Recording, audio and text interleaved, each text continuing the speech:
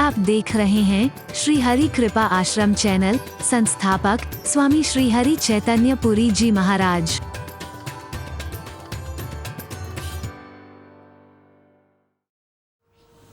जैसे तेल की चिकनाई ही टिकती है, ऐसे ही प्रेम परिपूर्ण भक्ति ही स्थिर रहती है। वरना भक्ति कब खत्म हो जाए, आस्था कब खत्म हो जाए, विश्वास कब खत्म हो जाए, आस्तिकता कब नास्तिकता में बदल जाए, कोई भरोसा नहीं।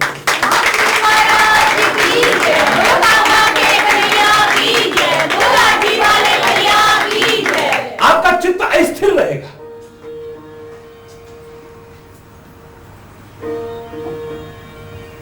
हम राम से श्रद्धा हटा सकते हैं, हमारे घर में ऐसा हो गया, लेकिन कौशल्या नहीं हटा सकती है। मैं विधवा हो गई, मेरा पति समाप्त हो गया, कौशल्या नहीं, कौशल्या प्यार करती है।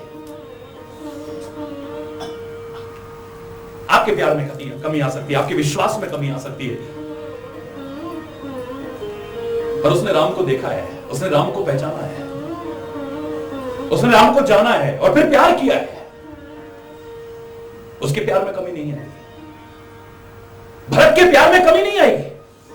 परमात्मा के होते हुए हमारे घर में ऐसा हो गया। श्री राम जहां रहते हो वो अयोध्या अनाथ हो गई। तुलसी तो यहां तक लिखता है, भरत ही विसरे पितु मरण। राम का बन जाना, राम का कष्ट उठाना सुनते ही उसको तो अपने पिता तक की मौत भूल गई।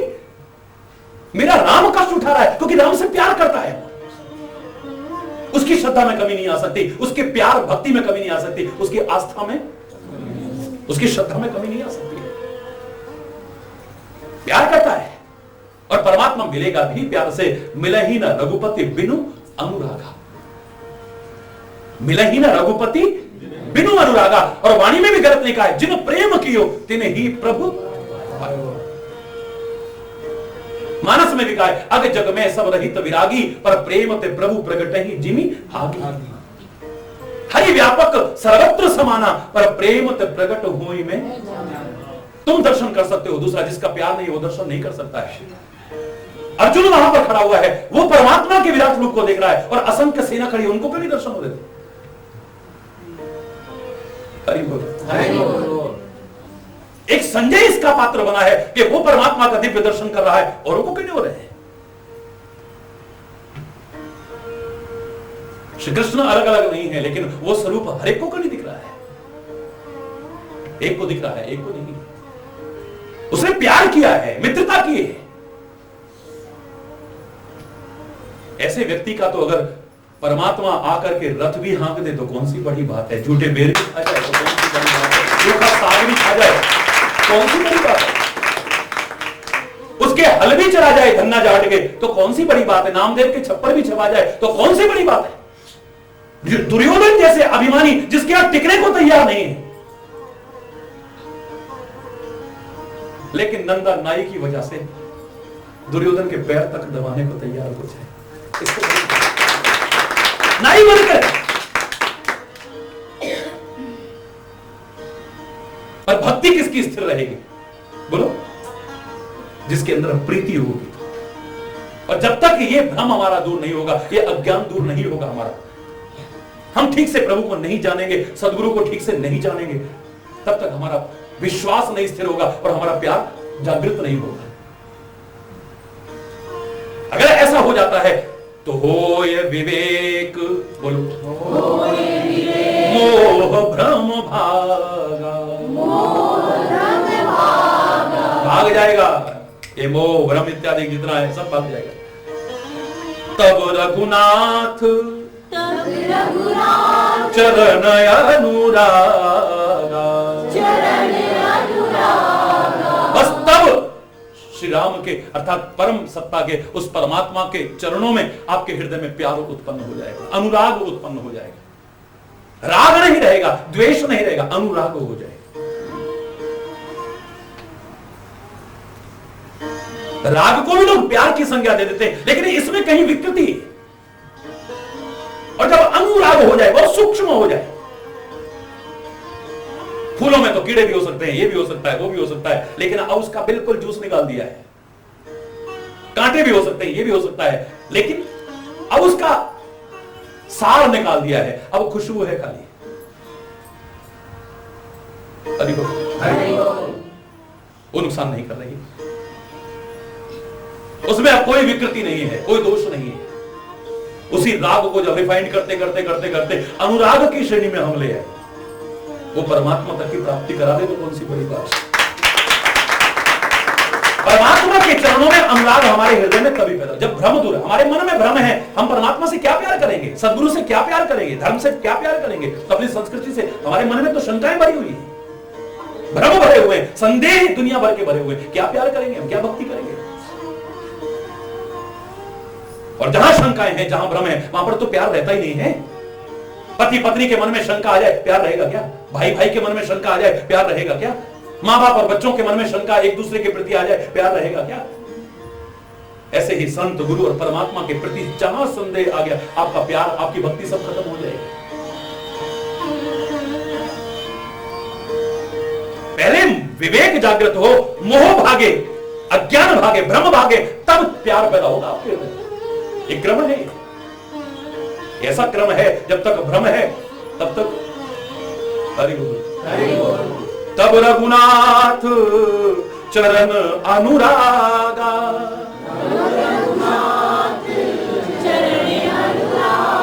और हे सखा, जीवन का परम परमार्थ यही है, परम पुरुषार्थ यही है। सखा परम परमार्थ एहू, मन क्रम वचन राम पद लेहु।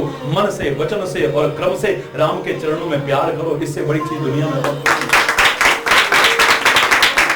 अब यहां से लेके ये भक्ति का योग प्रारंभ हो रहा है। हरि बोल। पहले कर्म योग आया, फिर ज्ञान योग आया, अब भक्ति योग आया। कर्म प्रधान है इसलिए सबसे पहले जिक्र किया है, मुख्य प्रधान है इसलिए हम इसकी जिक्र पहले करेंगे, इसकी आवश्यकता ज्यादा है। लेकिन आंख और कान का महत्व ना हो, यह हमारी मूर्खतापूर्ण चिंतन कहलाएगा।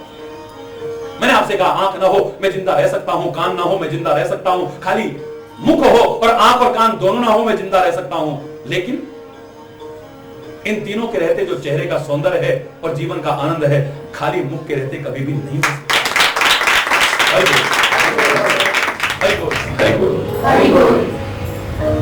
मैंने ज्ञान गंवाया इस कारण में हो के विकल बाहर धाया। तुम बसे हृदय में ही मेरे, यह भेद समझ में ना पाया। कस्तूरी मृग ही की भांति मैं रहा खोजता इधर उधर, नहीं दिखता काई के कारण, वरना जल से है भरा सरवर। आरोपित करता रहा स्वान सम, अंतर रस को हड्डी पर। सुख सुत नारी जग विषयों में, या फिर नोटों की गड्डी पर। कल्प वृक्ष सम नाम त्याग, मन बबूल विषयों में लगाया। जग सब मिथ्या है हरि चैतन्य, ना मन को कभी यह समझाया। बारी भटकता रहा। हरि बोल, हरि बोल, हरि बोल, हरि बोल। और तुम मेरे हृदय में ही बसे थे, मैं इसे समझ ही नहीं पाया। क्या रस था, क्या आनंद था मेरे अंदर, क्या सुख था, मैं समझ ही नहीं पाया इसे। सरोवर तो पूरा पानी से भरा हुआ था, पर ऊपर काई थी इसलिए मुझे दिख ही नहीं रहा। मैं अज्ञानता के कारण सब लुप्त हुआ पड़ा है अंदर।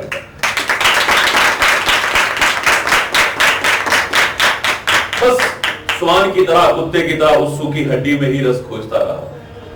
हरि बोल, हरि बोल। ये संसार मिथ्या है, मैं समझ ही नहीं पाया इसे। और मुझे अपना मन परमात्मा के चरणों में लगाकर अपने कर्तव्य का पालन करना चाहिए। कभी अपने आप को मैंने समझाने की कोशिश ही नहीं की।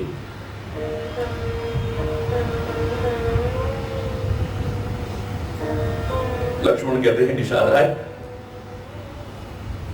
जब विवेक जागृत होगा। और विवेक की परिभाषा क्या है? एक सामान्य प्राणी से जब प्रारंभ होती है तो विवेक की परिभाषा कुछ है, और उच्च स्थिति में पहुंचती है तो विवेक की परिभाषा कुछ और है। एक सामान्य व्यक्ति जो संसार में, जिसे अभी गुण दोष का ही एहसास नहीं है, पाप पुण्य का ही एहसास नहीं है, अच्छे बुरे का ही एहसास नहीं है, सत्य असत्य का ही एहसास नहीं है, विधि निषेध का बोध नहीं है, उसके लिए विवेक की परिभाषा यही दी है कि जब व्यक्ति दोषों को परित्याग करके गुणों की ओर लगता है, सोचो विवेक जागृत हो गया है। पाप को छोड़ करके पुण्य की ओर लगता है, सोचो विवेक जागृत हो गया है। निषेध का परित्याग करके विधि कर्म करता है, तब सोचो कि विवेक जागृत हो गया है। असत्य को छोड़ करके सत्य की ओर लगता है, तो सोच लो कि इसका विवेक जागृत हो गया है। अस विवेक जब देय विधाता, तब तक दोष गुण ही मन रहता।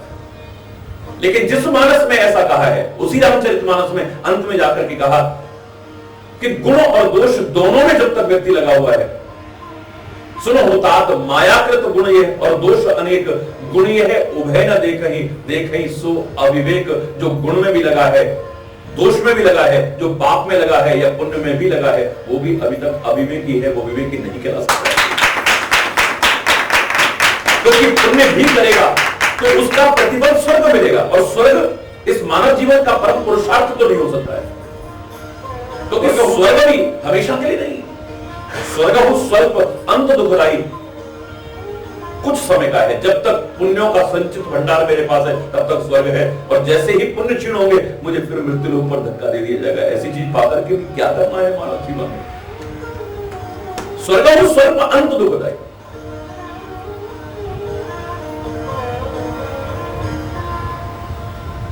हरि बोल।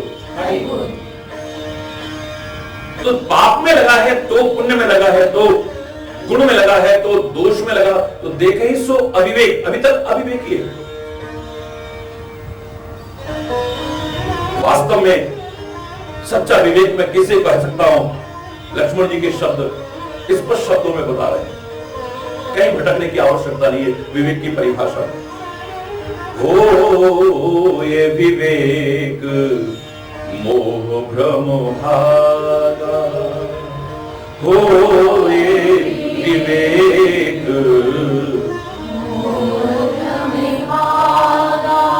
तब रघुनाथ चरण अनुरागा।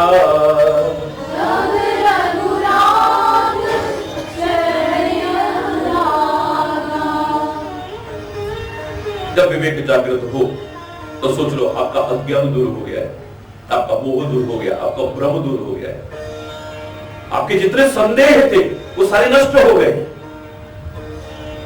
और परमात्मा के चरणों में आपके हृदय में सच्चा अनुराग उत्पन्न हो गया।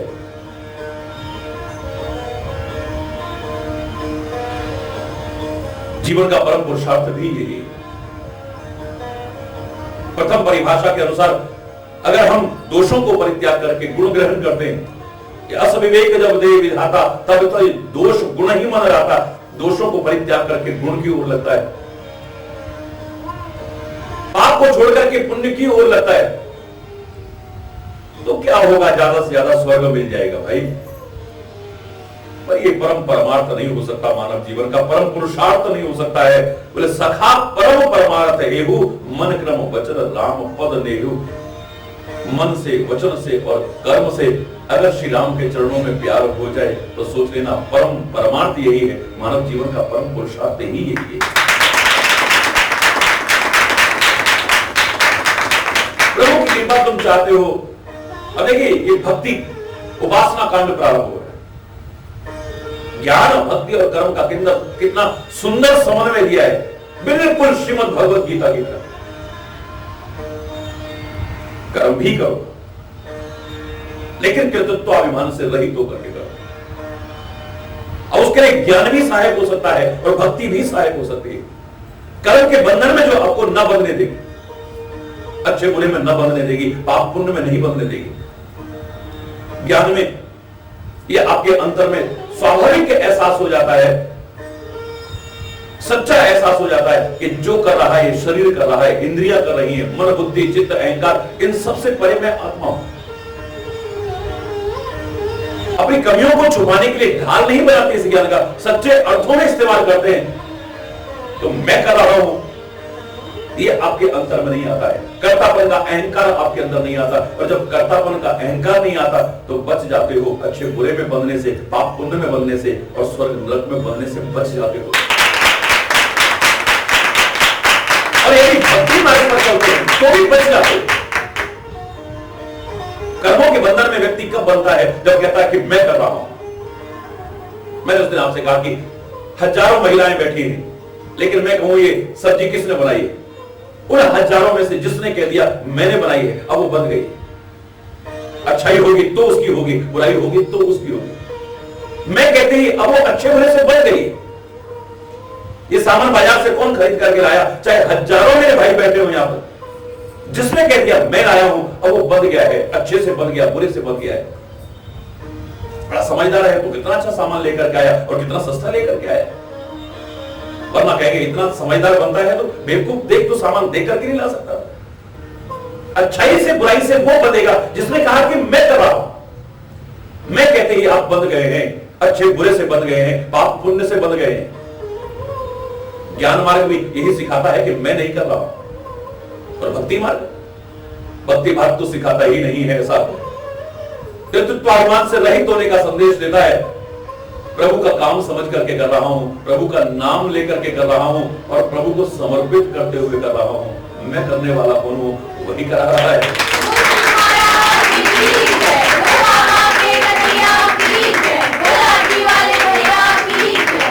एक तो बुरे से बच जाऊंगा, प्रभु का कार्य समझ करके करूंगा, और अंतर से परमात्मा का नाम लेकर के करूंगा। बुरा कर्म मुझसे नहीं होगा कभी। मैंने आपसे कहा था खाली जवान से जो प्रभु नाम लेता है वो गलत कर सकता है। इसलिए कहावत बनी है मुंह में राम बगल में छुरी, लेकिन दिल में राम बगल में छुरी ना मैंने सुनी है, ना किसी ने सुनी होगी कभी, और ना कभी सुन पाएगा कोई। हृदय से परमात्मा का नाम लेते हुए, प्रभु का कार्य समझते हुए और प्रभु को समर्पित करते हुए यदि कर्म करें तो फिर भी कर्म के बंधन से हम बच सकते हैं, मुक्त हो सकते हैं। और यही मानव जीवन का परम परमार्थ है। कर्म करें हम, लेकिन ज्ञान पूर्वक करें, विचार पूर्वक करें, और प्रभु का नाम लेते हुए करें। लाख प्रयास करके जिस सुख और आनंद से हम वंचित थे, सहज में उसकी कृपा से प्राप्त करने के अधिकारी बन जाएंगे। सखा परम परमारथ एहु, मन क्रम वचन राम पद नेहु। मन क्रम वचन राम पद नेहु। मन से प्रभु के चरणों में प्यार, वचन से प्रभु के चरणों में प्यार, और कर्म से भी प्रभु के चरणों में प्यार। खाली ये ना हो कि हम जवान जवान से कह दें, व्यवहार में ऐसा ना आए हमारे, और अंतर में ऐसा ना आए। मैंने कहा ना प्रारंभ की स्थितियां हैं। अब मैंने कहा कि त्वमेव माताश्च पिता त्वमेव बंधुश्च सखा त्वमेव विद्या द्रविणम त्वमेव सर्वं मम देव देव। मैंने सब कुछ आपको कह दिया। तो जवान मेरी कह रही है कि परमात्मा ही मेरे गुरु हैं, सखा हैं, भाई हैं, माता हैं, पिता हैं, सर्वस्व मेरे वही है।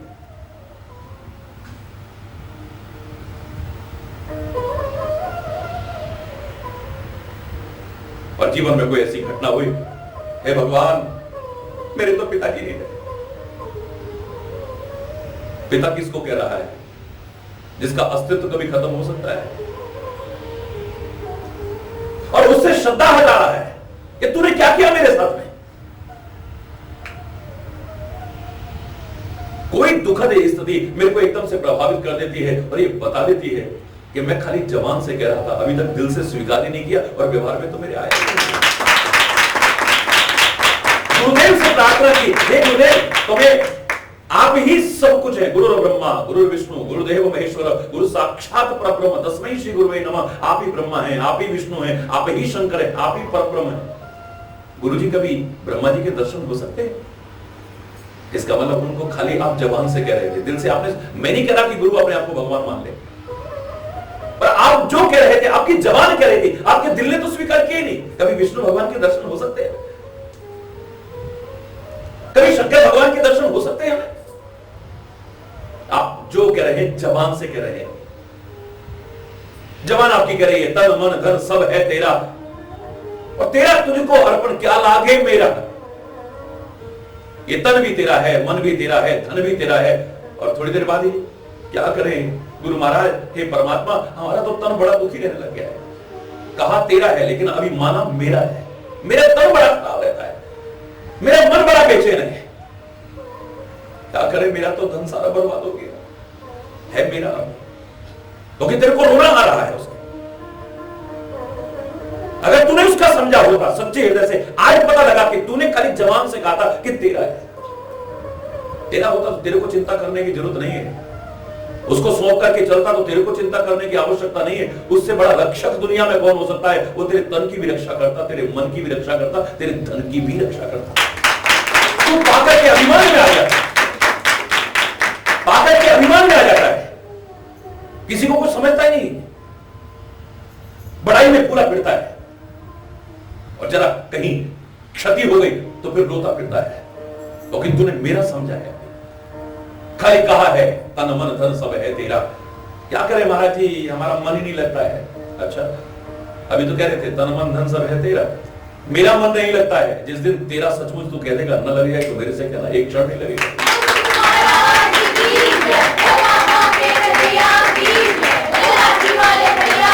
तू अपने तन की, अपने मन की, अपने धन की रक्षा इतनी नहीं कर पाएगा जितना वो तेरी रक्षा करेगा। पर तू खाली जबान से कहता है, वचन से कहता है, मन तेरा स्वीकार ही नहीं करता इस बात।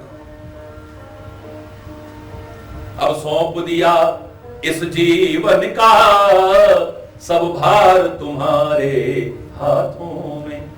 बड़े प्यार से कहा, लेकिन मुझे लगता है खाली जबान से कहा। और जब कोई वैसी स्थिति, क्या करें जी, अभी तो सिर पे बड़े भार है। अभी तो कह रहा था सारा भार सौंप दिया तेरे को, सारा भार तेरे हाथों में सौंप दिया, अभी तो कह रहा था। लेकिन आप क्या करें, सिर पे बड़ा भार है, अभी तो बेटी का ब्याह करना है, बेटे का ब्याह करना है, अभी उसको व्यापार समझाना, अभी बड़े भार है, अभी तो सिर में मारा है, तो खाली नाटक कर रहा। ये तू जो जबान से कहता है, एक बार तेरा दिल स्वीकार कर ले और तेरे व्यवहार में भी आ जाए, फिर देख जीवन का आनंद। यार खाली जबान से ना हो, परमात्मा के चरणों में, ठीक है परम पुरुषार्थ है परमात्मा के चरणों में प्यार करना, लेकिन ये खाली जबान से ना हो। जबान से तो कोई भी किसी को कहता है हम आपसे बड़ा प्यार करते हैं, सब जानते हैं कि कितना प्यार है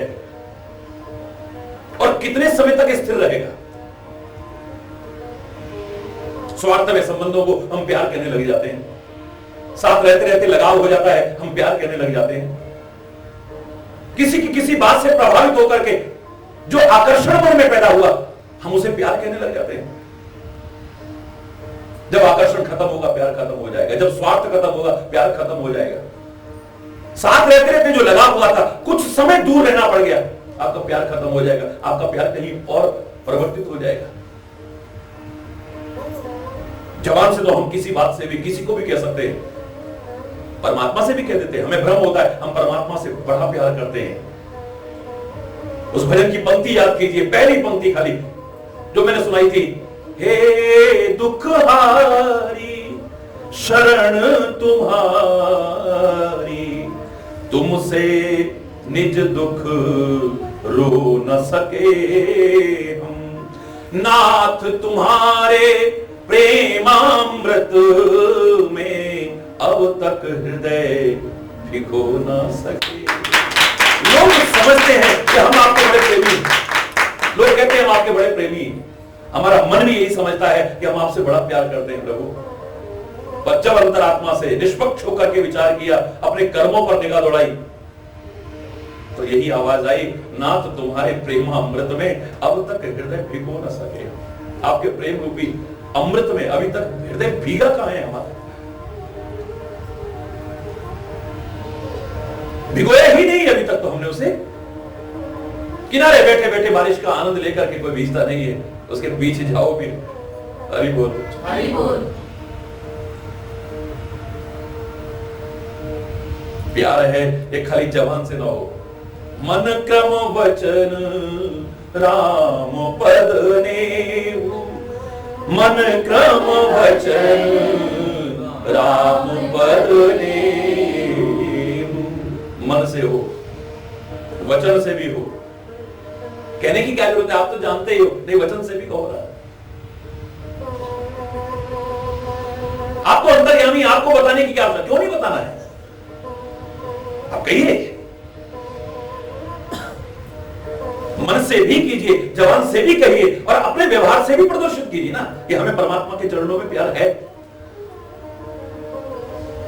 और खाली जबान से कहा तो नहीं चलेगा। बहुतों के मन में बहुत है लेकिन जबान खराब है तो वो भी नहीं चलेगा। कि मन में तो बड़ा है, मन में नहीं, बाहर भी ऐसा कीजिए ना।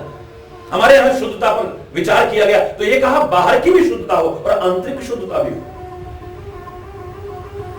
अंतर में भी प्यार हो और बाह्य जीवन भी हम अंदर से भी अच्छे हो, बाहर से भी अच्छे हो ना। दिल का बड़ा साफ सुथरा है, ऊपर से जरा, ऊपर से क्यों, ऊपर से भी खराब नहीं होना है। बाली में क्या कमी थी? बाली अंदर कितना प्यार करता है प्रभु से, पर हृदय प्रीति मुख वचन कठोरा, बोला चितई राम की ओरा। हृदय में बड़ा प्यार है लेकिन जबान से कठोर वाणी बोल रहा है, राम से बहस कर रहा है, तर्क कर रहा है राम से। ये प्यार की परिभाषा नहीं है। प्यार में तो राजी हैं हम उसी में जिसमें तेरी रजा है, तू जो चाहता है। क्या कर रहे हैं कि वहां अब जीता रखे तो हमको या धड़ से सर उतारे। अब फकीरे आशिक कहता है, आशिक इसको कहते हैं, प्रेमी इसको कहते हैं, जिस हाल में रखेगा बस उसी में मस्त है। हर हाल में हमारे प्यार में, हमारी भावनाओं में, हमारी श्रद्धा में, हमारी आस्था में कहीं किंचित मात्र भी परिवर्तन ना आ जाए। करते करते ये सत्य स्नेह बन जाएगा। खाली लोगों के द्वारा समझा जाने वाला प्यार नहीं, हमारे मन के द्वारा समझे वाला सचमुच प्यार हो जाएगा। हमारा किसी बात से भी परिवर्तित हो जाए, इसे सच्चे प्यार नहीं कहते हैं। मैंने आपसे कहा था एक छोटा सा उदाहरण सच्चे प्यार का। ससुराल में, अवध में जब चारों भाइयों का विवाह होने लगा तो परंपरा उस समय भी थी, हरि बोल, उस समय परंपरा थी कि चरण पादुकाओं को लोग, ससुराल की जो नारियां होती थी वो छुपा देती थी। ये रीति उस समय से चली आ रही है, रामायण में वर्णन मिलता है। विनोद की रीति है। सारी नारियां श्री राम की चरण पादुकाओं को भी छुपा करके ले गए और उनको मजाक सूझा। लोग कहते हैं ये अयोध्या के राजकुमार बड़े अंतर्यामी हैं, चलो इनकी परीक्षा लेते हैं।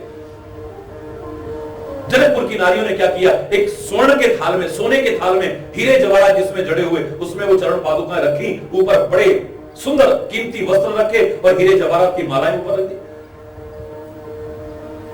और ला करके श्री राम से कहने लगे, हे राम एक बात बताओ, क्या तुमने कभी किसी का विवाह देखा है? बोले हाँ, हमारे मित्रों का हुआ, हमने देखा है। तो क्या तुमने ये भी देखा कि विवाह में पहले कुल के देवताओं की पूजा की जाती है? बोले हाँ, हमने देखा, हमारे मित्र अपने कुल के देवताओं की पहले पूजा करते थे, तो तुम करके आए? बोले हमें पता ही नहीं था कि हमारा विवाह भी हो जाएगा, हम तो विश्वामित्र के यज्ञ की रक्षा करने आए थे। वहीं से मुनिराज हमें यहां लेकर के आ गए और धनुष भंग हो गया और हमारा विवाह तय हो गया, हमें कौन सा मालूम था? ओ यही तो बात है ना, तभी कौशल्या मैया ने तुम्हारे कुल के देवता भेजे हैं, लो इनकी पूजा करो। उसके बाद फेरों में जाकर के बैठना, तो लग्न मंडप में उसमें बाद जाकर के बैठना, पहले इनकी पूजा करो। अंतर्यामी श्री राम पहचान गए और मुस्कुरा करके कहने लगे, हे देवी, हमारे गुरु वशिष्ठ ने कहा है देश काल परिस्थिति के अनुसार पूजा कर लिया करो। अगर तुम घर से बाहर हो, तुम्हारे सामने देवता नहीं है तो कोई बात नहीं, हृदय से पूजा कर लो, उसे मानसिक पूजा कहते हैं। मन से ही देवता का स्मरण करो और उसके चरणों में अपने भाव पुष्प अर्पित कर लो। पुष्प भी करना हो तो भी चलेगा। हमने मानसिक पूजा कर ली। बेचारी झेप गई लेकिन निराश नहीं हुई, बोली चलिए लक्ष्मण के पास चलते हैं। लक्ष्मण के आगे थाल किया, लक्ष्मण को श्री राम ने इशारा किया और लक्ष्मण साथ रहता है इसलिए इशारा समझता है। और मैंने आपसे कहा था साथ रहने का मजा तब है, चाहे पति पत्नी साथ रहते हो, भाई भाई साथ रहते हो, माता पिता और बच्चे साथ रहते हो, स्वामी और सेवक साथ रहते हो, गुरु और शिष्य साथ रहते हो। साथ रहने का मजा तब है जब इशारा समझे हो क्या कहना चाहता है। सीता से श्री राम ने नहीं कहा कि अपनी मुद्रिका उतार करके दे दो, लेकिन सीता के मन में एकदम से आ गया कि मेरे स्वामी के मन में इस समय संकोच हो रहा है कि हम अयोध्या में रहते हुए एक रंग को राजा बना देते थे बिना वजह, और जिसने आज नाव में हमें गंगा पार कराई उसको देने के लिए हमारे पास कुछ भी नहीं। पिए ही की सिए जाननी हारी, अपने पति के हृदय की बात को जान गई सीता और तुरंत मणिमुद्रिका जिससे बड़ा लगाव था, इतनी सुंदर थी, इतनी बहुमूल्य थी, उतार करके दे दी। हे स्वामी अपने हृदय में संकोच लो, दे दो इसको। मजा तब है जब आप एक दूसरे के इशारे को समझे, एक दूसरे के मन के भाव को समझे। लक्ष्मण साथ रहता है तो इशारा समझता है। और मैंने आपसे कहा था कि सुर्पणखा के जब नाक कान काटे लक्ष्मण ने, तो श्री राम ने बाद में पूछा था तुमने नाक कान कैसे काटे? भैया तुमने तो कहा था, मैंने तो नहीं कहा। बोले आपने इशारा किया था, और श्री राम ने ऐसे इशारा किया था। हमारी रामायण में वर्णन मिलता है, 4 उंगलियां, फिर 1 उंगली आकाश की ओर, और फिर ऐसे किया। लक्ष्मण ने नाक कान काट दिए। कैसे काटे तुमने? लक्ष्मण कहता है कि भैया आपने 4 उंगलियां की थी, 4 वेद होते हैं, और वेदों को संस्कृत में श्रुतियां कहते हैं, और श्रुति माने कान भी होता है। मैंने कहा 1 उंगली आपने आकाश की ओर की, स्वर्ग लोक की तरफ की, उसे नाक भी कहते हैं स्वर्ग को, और नाक इसको भी कहते हैं। फिर आपने यूं कहा, मैंने ना पढ़ लो। इतना इशारा जो समझता हो तब मजा है साथ। आज श्री राम ने हल्का सा इशारा किया, लक्ष्मण समझ गया, और उसने पूजा नहीं की। हमने भी मानसिक पूजा कर ली, झेप करके शत्रुघ्न के पास गई, शत्रुघ्न को इशारा किया, शत्रुघ्न ने भी वही कह दिया। भैया बड़ा भावुक है, ये इशारा नहीं समझेगा। उसके कान में जाकर के कहा भैया ये है ससुराल, यहां मजाक उड़ जाएगी, देखो इसमें है चरण पादुका मेरी, कोई देवता वेवता नहीं है, इनके चक्कर में मत आ जाना, क्योंकि तुम भक्ति पूजा में बड़े मगन रहते हो। तुमसे जरा कोई कह दे पट तुम पूजा करना शुरू कर देते हो, तो यहां मजाक उड़ जाएगा, जगह देख लेना। राम निश्चिंत है कि भरत जब भावुक है एकदम से इसमें आ जाता है, उसको मैंने समझा दिया, वापिस आकर के बैठ गए। लेकिन जब वो ससुराल की नारियां भरत के आगे थाल को लेकर के गई, भरत ने तो आंखों के जल से उसको स्नान करा दिया, पुष्प लेकर के उस पर अर्पित करने और उसकी पूजा करना शुरू कर दिया।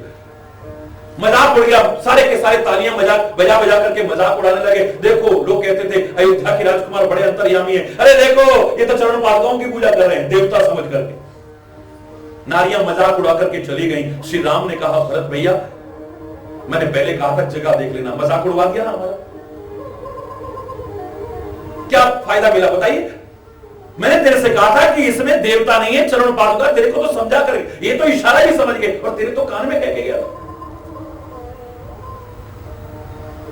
भरत कहता है आंखों में आंसू भर के, हे भैया जिन्हें प्राणों से बढ़ करके मैं महत्व देता हूं चरण पादुकाओं को और चरणों को, पता लगने के बाद कि वही चरण पादुका मेरे सामने आ गई है, जिनकी रात दिन हृदय से पूजा करता हूं, आज सौभाग्य से मेरे सामने वही चरण पादुका आ गई है, और खाली इस डर की वजह से कि लोग मजाक उड़ाएंगे मैं उनकी पूजा ना करूं तो देखा रहे मेरे प्यार पर वो प्यार क्या हुआ जो लोगों के मजाक की वजह से। जरा सा इस बात से डर जाऊं कि लोग मजाक उड़ाएंगे तो फिर प्यार ही क्या हुआ, धिक्कार है ऐसे प्यार का। हरि बोल, हरि बोल। जो बात बात में परिवर्तित हो जाए उसे प्यार नहीं, सत्य प्यार नहीं कहते हैं उसे। जिसे आप प्यार जैसा समझते हो वो कब बदल जाएगा कोई पता नहीं। अगर किसी स्वार्थ की वजह से आपका प्यार खत्म हो जाएगा, अरे देखा इतना वो क्या मिला ये वो, आपका प्यार खत्म हो जाएगा, आपकी श्रद्धा खत्म हो जाएगी, आपकी भक्ति खत्म हो जाएगी। किसी आकर्षण की वजह से लगाव था, अब वो आकर्षण अगर खत्म हो गए तो आपका प्यार खत्म हो जाएगा। साथ रहते रहते कोई लगाव पैदा हुआ था और आपने प्यार समझा, कभी दूर रहना पड़ गया संयोग से, तो आपका प्यार खत्म हो जाएगा। मन क्रम वचन राम पद नेहु, मन क्रम वचन राम पद नेहु। मन से, वचन से और कर्म से, तीनों से राम के चरणों में प्यार करें। हे सखा यही हमारा परम पुरुषार्थ है। यही परम पुरुषार्थ है, परम परमार्थ भी जीवन का यही है। तो हे निषाद राज, तुम जिस स्थिति से गुजर रहे हो, तुम जो अपनी शंकाएं व्यक्त कर रहे हो, जिस भ्रम में तुम जी रहे हो, संभावना होती है कभी आपका प्यार खत्म हो सकता है, क्योंकि आप कह रहे हो कि कर्मों का फल ही भोगना पड़ता है, लोग सत्य ही कहते हैं। हरि बोल, हरि बोल। देखो ना राम जंगल में कितने कष्ट उठा रहे हैं। हरि बोल, हरि बोल। जोर से बोलो, हरि बोल, हरि बोल, हरि बोल।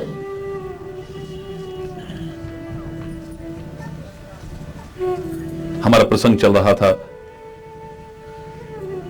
अवध कांड का।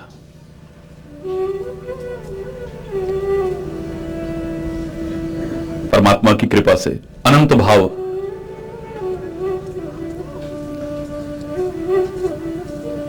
हृदय में जागृत हुए।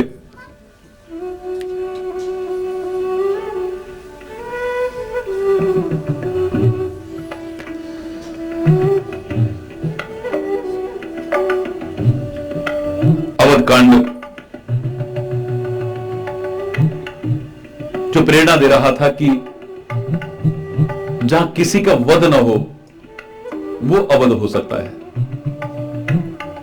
मन से, वचन से, कर्म से पूर्ण रूपेण अहिंसा व्रत को अपनाने का जो बहुत सुंदर संदेश दे रहा है।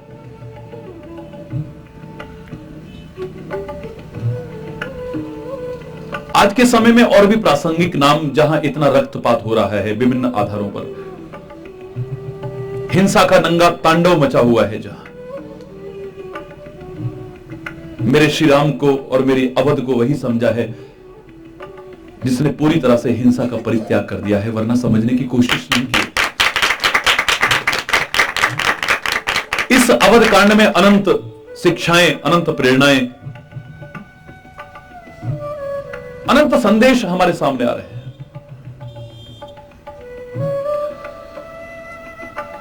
और उसी में हम गत प्रसंग में लक्ष्मण गीता का उल्लेख कर रहे थे। श्री लक्ष्मण का ज्ञान, भक्ति और वैराग्य का वो महान संदेश जो हमारे सामने आया, गुह निषादराज को माध्यम बना करके आया, जो मिथ्या दोषारोपण कर रहा था कैकेयी के ऊपर,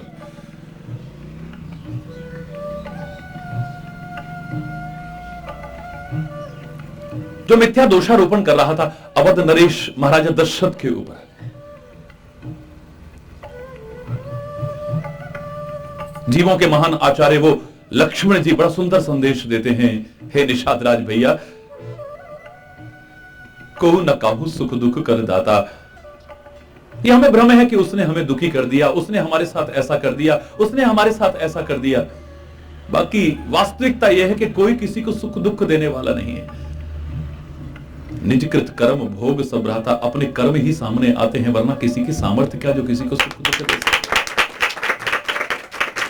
अपने ही कर्म आते हैं, जो हम बोते हैं वही हमें काटना पड़ता है।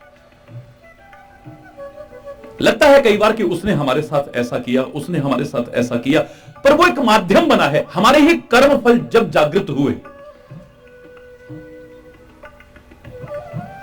बाकी तो यह भी अगर कह दिया जाए कि सुख दुख के प्रदाता परमात्मा भी नहीं है, हमारे अपने कर्म हैं। जैसा हम करते हैं वैसा ही हमें फल भोगना पड़ता है। तो अतिशयोक्ति नहीं है। मैंने एक बार आपसे कहा था कि परमात्मा भी सुख दुख प्रदान करने वाले नहीं हैं, हमारे अपने कर्म हैं। हां, परमात्मा यदि रीझ जाएं हमारे अच्छे जीवन, अच्छे आचरण, अच्छे चरित्र, अच्छे कर्मों से, परमात्मा यदि कृपा कर दें हमारे ऊपर, तो हमारे दुखों की निवृत्ति अवश्य कर सकते हैं। बाकी तो हमारे कर्मों का फल ही हमें भोगना पड़ता है और कुछ नहीं। हमारे कर्मों के आधार पर जो व्यवस्था की हुई है सृष्टि में, जिसको व्यवस्था सौंपी है, वो हमें सुख और दुख प्रदान करता है। जैसे हमारे राष्ट्र में हमें सजा देने का, सजा से मुक्त करने का अधिकार न्यायाधीशों को दे रखा है। देश के सबसे ऊंचे पद पर बैठे राष्ट्रपति के हाथ में नहीं। राष्ट्रपति का काम नहीं है कि किसी को फांसी की सजा दे दे या सजा मुक्त कर दे। ये काम न्यायाधीशों का है। हां, यदि राष्ट्रपति प्रसन्न हो जाए किसी से, तो वो सजा माफ जरूर कर सकता है। बाकी तो अपने कर्मों का फल। अरे ठीक है, ऐसे ही अपने कर्मों के आधार पर हमें सुख दुख मिल अवश्य रहा है। हां, परमात्मा की कृपा हो जाए, परमात्मा का अनुग्रह हमारे ऊपर हो जाए तो अनंत दुखों के मकर जाल में फंसा ये जीव उनसे मुक्त हो सकता है। तो कर्म का बड़ा सुंदर संदेश विस्तार से आपने सुना है, एक एक पहलू पर विचार करते हुए।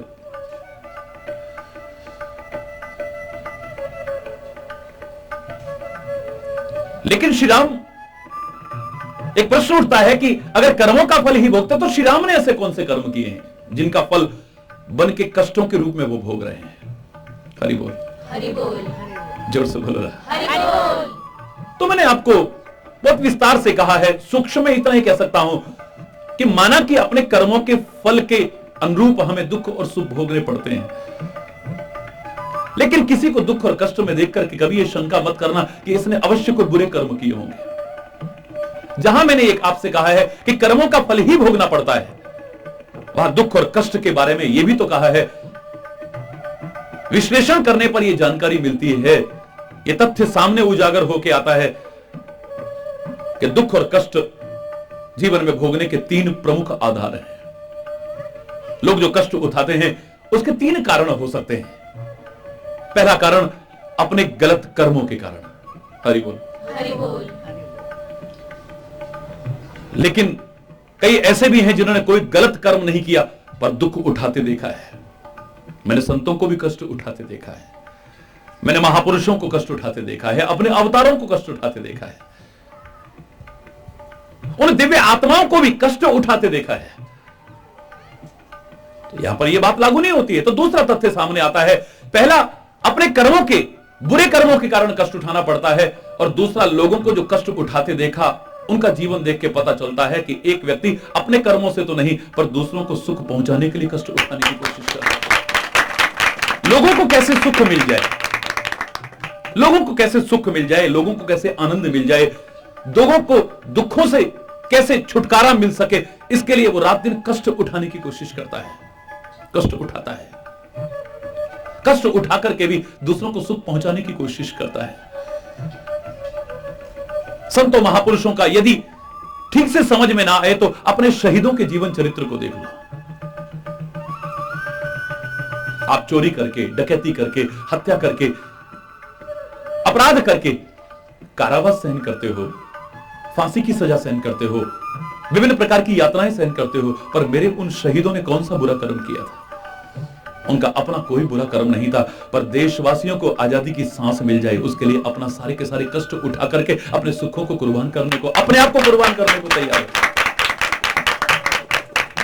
विभिन्न प्रकार के कष्ट सहते हैं, यातनाएं सहते हैं, उनके जीवन में मुसीबतें मुसीबतें देखने को मिलती हैं, लेकिन अपने कर्मों के कारण नहीं, कोई बुरे कर्मों के कारण नहीं। लोगों को कैसे सुख मिल जाए इसके लिए कष्ट उठाते हैं। एक व्यक्ति बुरे कर्मों के कारण कष्ट उठाता है, एक दूसरे को सुख पहुंचाने के लिए कष्ट उठाता है, और तीसरा एक और मेरे सामने आया था जो विस्तार से मैंने आपको बताया। कुछ बनने के लिए, कुछ पाने के लिए, कुछ ऊंची स्थिति तक पहुंचने के लिए भी व्यक्ति कष्ट उठाता है। बच्चों से हम कहते हैं ना, बेटा आज कष्ट उठा लोगे तो कल को आराम करोगे, और अभी मौज मस्ती करोगे तो कल को, हरि बोल, जोर से बोलो ना, हरि बोल। यह आवश्यक नहीं कि बुरे कर्मों के कारण ही कष्ट उठाए, बुरे कर्मों का फल कष्ट मिलेगा, लेकिन किसी को कष्टों में देख करके निर्णय करना इसने जरूर कोई बुरे कर्म करे होंगे, यह हमारी मूर्खता होगी। 3 कारण हो सकते हैं लोगों को कष्ट में देखने के, बुरे कर्मों के कारण, दूसरे को सुख पहुंचाने के लिए, और तीसरा कुछ पाने के लिए, कुछ बनने के लिए। जैसे एक शायर ने कहा था, मिटा दे अपनी हस्ती को अगर कुछ मर्तबा चाहे, कि दाना खाक में मिलकर गुलो गुलजार होता है। ये भी नहीं हो जाता है। कष्ट उठाकर के ही व्यक्ति कहीं पहुंचता है, कुछ पाता है, कुछ बन पाता है। मिट्टी को कितना रोंदा जाता है जब उसका कोई अच्छा सा आकार बनाना हो, तो डंडे से पीटा भी जाता है जब उसका सुंदर सा आकार बनाना हो। देखो उस मिट्टी के साथ क्या होता है। लोहे को बड़ा सुंदर आकार देना हो तो भट्टी में झोंका जाता है। सोने का बड़ा सुंदर आभूषण बनाना हो तो उसे आग से तपाया जाता है, उसे साफ करना हो तपाया जाता है उसे। कुछ पाने के लिए, कुछ बनने के लिए, कहीं पहुंचने के लिए भी कष्ट उठाना पड़ता है। दाना अगर सजा करके रखा जाता, ना वो सौंदर्य आना था और ना जीवन प्रदायिनी शक्ति आनी थी। लेकिन जब मिट्टी में मिलाया गया, वो दाना, वो बीज गल गया, मिट्टी में मिलकर के मिट्टी हो गया है। अब क्या सुंदर पौधा है, क्या सुंदर फूल लगे हैं, क्या जीवन को शक्ति देने वाला वो अन्न लगा है, क्या सुंदर वृक्ष बना है, क्या फल लगे हुए हैं। अब इसके अंदर ये सब कुछ जो आया है, अपने आप को मिटाने के कारण आया है, अपने आप को संभालने के कारण आया है। ये जो कुछ बना है, इसके जीवन का जो सौंदर्य निकला है, इसके अंदर ये शक्ति आई है, इसके अंदर वो जो विश्रांति देने वाला सुंदर परिणाम आया है, ये इसके कष्ट उठाने के कारण आया है। मैंने कहा था ना, मूर्ति की पूजा हो रही है। मैं खाली मूर्ति पूजा मात्र का ही, वो भी हमारी सनातन संस्कृति का एक अंग है।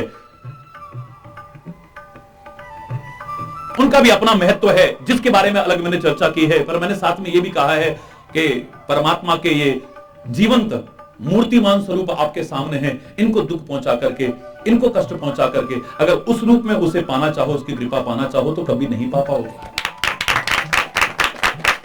लेकिन एक मूर्ति का सम्मान होता है, एक मूर्ति की पूजा होती है, एक को सजा करके रखा जाता है। और उसी संगमरमर की खान से दूसरा पत्थर जो निकला, दहलीज पे लगाया, लोग पत्थर रख के, उस पर चप्पल रख करके, जूते रख करके पैरों से रोते हुए जाते हैं।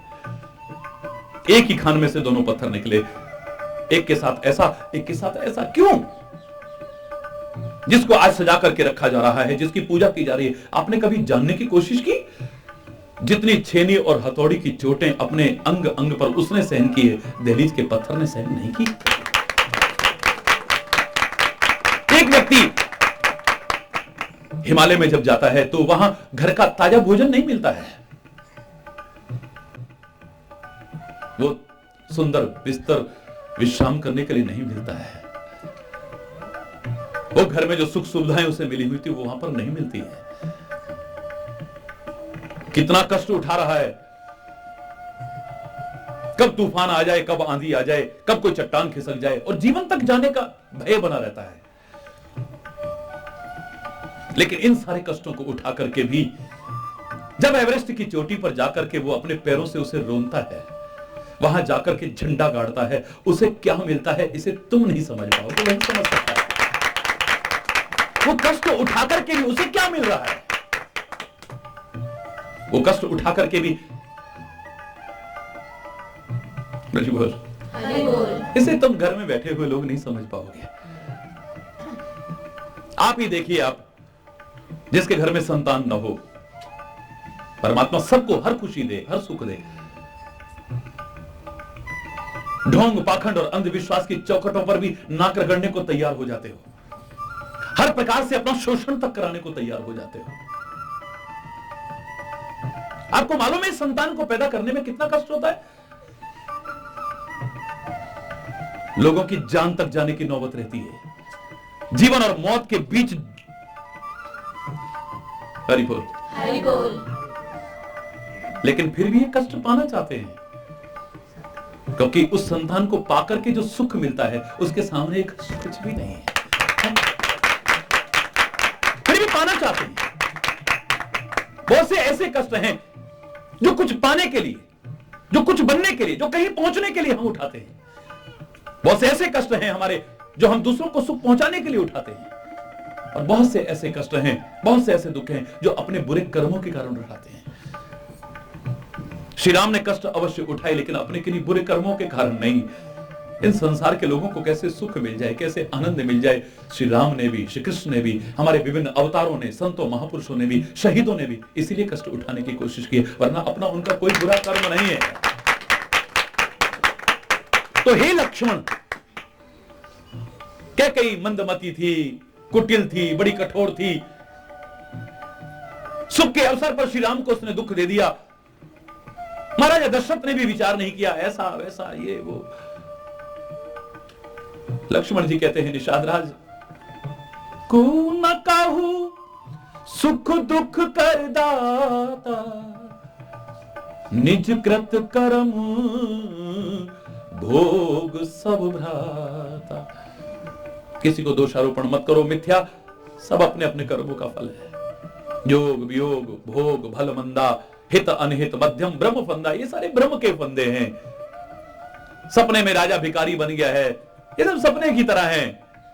भिखारी एक स्वर्ग का अधिपति बन गया है, तो ये खाली सुख और दुख तभी तक है जब तक सोए हो, जब जाग गए तो हरि बोल हरि बोल।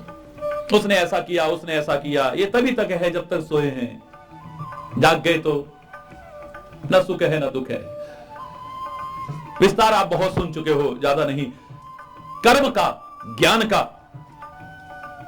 और वैराग्य का, भक्ति का जो सुंदर संदेश लक्ष्मण जी ने दिया, अगर हम इसे लक्ष्मण गीता भी कह रहे थे या आगे भी कहते रहे तो कोई अतिशयोक्ति नहीं है। और मैं तो दावे से कह रहा हूं, श्री कृष्ण गीता का अपना महत्व है, पर यह गीता भी उससे कम करके कभी आंकने की कोशिश मत कीजिए जो इतने दिन में आपने सुनी। और जो सुना है इसे समझने की कोशिश कीजिएगा। इसका भी परिणाम वही हुआ है जो श्री कृष्ण के सुनाने पर अर्जुन के सामने आया था, जो मोह रात्रि में सो चुका था। कृष्ण के इस संदेश को सुनकर के भी उसने यही कहा था, नष्टो मोह स्मृति लब्ध्वा, मेरा मोह नष्ट हो चुका है, मेरी स्मृति जागृत हो चुकी है, अब मैं जाग चुका हूं। श्री लक्ष्मण के इस दिव्य संदेश को सुनकर के भी, इस लक्ष्मण गीता को सुनकर के भी गुह निषाद राज के साथ भी वही हुआ है। लक्ष्मण ने तो कहा ही था, सखा समुझे अस परिहरि मोह, सिय रघुवीर चरण रत हो। हे सखा, ये समझ करके अब तुम अपने मोह का परित्याग कर दो, अपने अज्ञान का परित्याग कर दो, अपने भ्रम का परित्याग कर दो। और आपका मोह दूर हो चुका है, आपका भ्रम दूर हो चुका है। इसका एक ही परिणाम सामने आना चाहिए कि श्री रघुवीर चरण रत हो, परमात्मा के चरणों में अनुरक्ति पैदा हो जाए आपके मन। जब तक मोह होता तब तक तो अनुराग पैदा नहीं हो सकता है। बिन सत्संग न हरि कथा, ते ही बिन मोह न भाग, और मोह गए बिन राम पद होए न दृढ़ अनुराग। सत्संग के बिना प्रभु कथाएं नहीं है, और प्रभु कथा के बिना मोह की निवृत्ति नहीं है। और जब तक मोह दूर नहीं होगा, अज्ञान दूर नहीं होगा, भ्रम दूर नहीं होंगे, तब तक प्यार हमारे हृदय में पैदा होने वाला नहीं है। अब तुम्हारा मोह दूर होना चाहिए, तुम्हारा अज्ञान दूर होना, तुम्हारे जो संदेह थे, जो भ्रम थे, वो दूर होने चाहिए। और उसका जो परिणाम सामने आना चाहिए वो यही आना चाहिए कि सिय रघुवीर चरण रत हो, उनके चरणों में तुम्हारे हृदय में प्यार पैदा हो जाए। कहत राम गुण भाभिनुसारा, जागे जग मंगल सुखदारा, जागे जग मंगल सुखदारा। कहत राम गुण भाव भिनुसारा, कब रात निकल गई पता ही नहीं। और मैं दावे से कह रहा हूं, परमात्मा का स्मरण करते हुए, अपना कर्म करते हुए, दुखों की भी काली अंधियारी रात कब निकल जाएगी आपको पता भी नहीं चलेगा। परमात्मा का सच्चे हृदय से स्मरण तो करो तुम, कब निकल जाएगी पता भी नहीं है। अगर आई है दुख की वो अंधियारी रात तुम्हारे जीवन में, तुम जैसे निषाद के साथ में कब भिनुसार यानी प्रातःकाल हो गए पता ही नहीं चल रहा है, वो रात कब निकल गई कोई पता ही नहीं है। उसका नाम भी क्या है, गुह निषाद राज। गुह अंधकार का परिचय है, इसी से गुफा शब्द बना है, गुहा शब्द बना है। जो अज्ञान था वो दूर हो गया है, जो भ्रम था वो दूर हो गया है, जो अंधकार था जीवन में वो दूर हो गया है। वो संदेश ही क्या, जिसे सुनने के बाद हमारा संदेह दूर ना हो जाए, हमारा भ्रम दूर ना हो जाए, हमारा अज्ञान दूर ना हो जाए, हमारी शंकाएं दूर ना हो जाए, जो अंदर से हमें झकझोर ना दे, मैं तो उसे प्रवचन या संदेश और उपदेश भी हरगिज मानने को तैयार नहीं। जो झकझोर सोचने पर हमें मजबूर ना कर दे। जो हमें सोचने पर विवश न कर दे कि वास्तव में हम जीवन कहां जी रहे हैं, किन संदेहों में जी रहे हैं, किन भ्रमों में जी रहे हैं हम लोग। ऐसे ही ये जीवन की अज्ञान रूपी रात्रि हमारे जीवन की ही रात्रि ना बन जाए कभी। समय रहते अगर जाग गए तो मैं तो कह रहा हूं फिर संसार का कुछ ऐसा नहीं जो आप पा ना सको।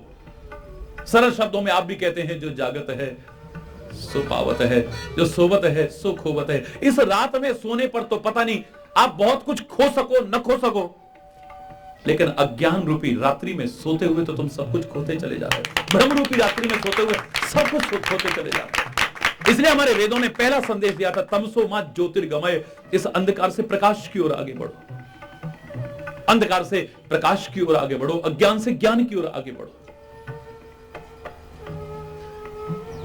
तमसो मा ज्योतिर्गमय का संदेश हमें दिया था, असतो मा सदगमय का संदेश हमें दिया था, मृत्युर्मा अमृतम गमय का संदेश हमें दिया था। तो बड़ा प्यारा सुंदर संदेश लक्ष्मण के श्रीमुख से गो निषाद राज के अज्ञान संदेह भ्रम की निवृत्ति के लिए आपके सामने आया है।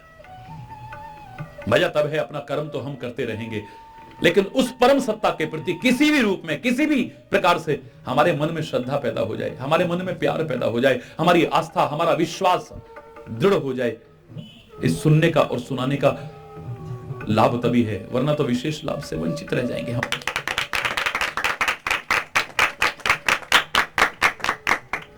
जीवन में जब सवेरा आ जाए, जब हम वास्तव में जाग जाएं, इस संसार रात्रि में हम जाग जाएं, मोह रात्रि से हम जाग जाएं। महापुरुषों का संदेश इसीलिए सामने आता है कि हम मोह रात्रि में सोए जीव जग सके। महापुरुष आते ही इसलिए संसार में, संसार के लोगों को जो मोह रात्रि में सोए हैं, अज्ञान रात्रि में सोए, उनको जगाने के लिए। और मैं तो यह भी कहने में संकोच नहीं करूंगा कि अगर उनके आने पर भी, उनके समझाने पर भी हम ना जगें तो सौभाग्य होते हुए हमारे दुर्भाग्य ही है। कम से कम आप लोग ऐसे दुर्भाग्यशाली कभी बनने की कोशिश मत करना। अपना सुहाग, अपना सौभाग्य अटल करने की कोशिश करना, जगाने की कोशिश करना।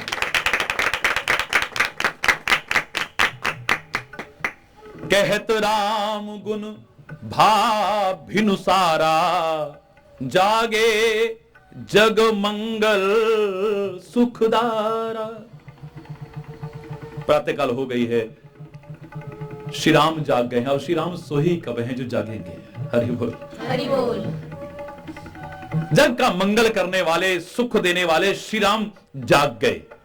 मैं तो यहां पर यही अर्थ करूंगा कि जीव जब तू जागता है तो तेरे लिए परमात्मा भी, तेरी किस्मत भी, तेरा सौभाग्य भी, सब कुछ जग जाता है। वरना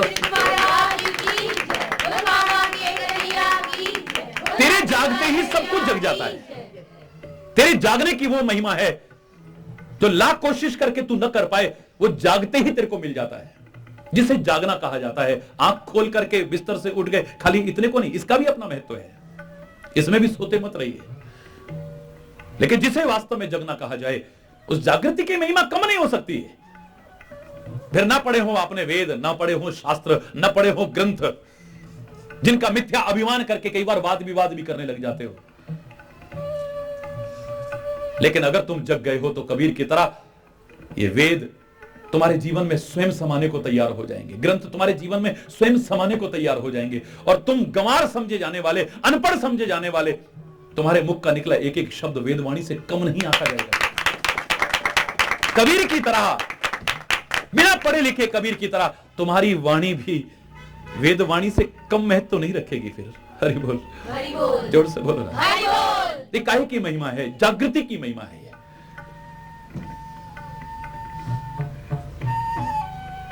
प्रातःकाल हो गई है, परमात्मा के गुणानुवाद करते करते समय पता नहीं चला है।